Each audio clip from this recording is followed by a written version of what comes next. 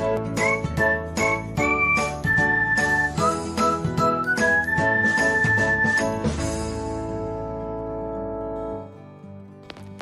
everyone, welcome back to another episode of Technologyglance.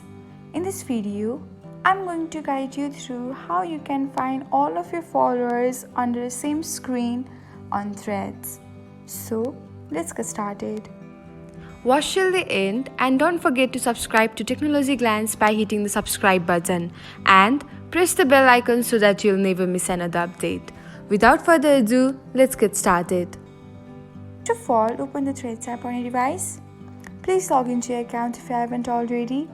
Next, select the heart icon beside your profile icon. Now, you can find follows option. Tap on it. And that's it. This is where you can find all of the followers of your Threads profile. Thanks for watching. If you found this guide helpful, we will love it if you hit the thumbs up button below.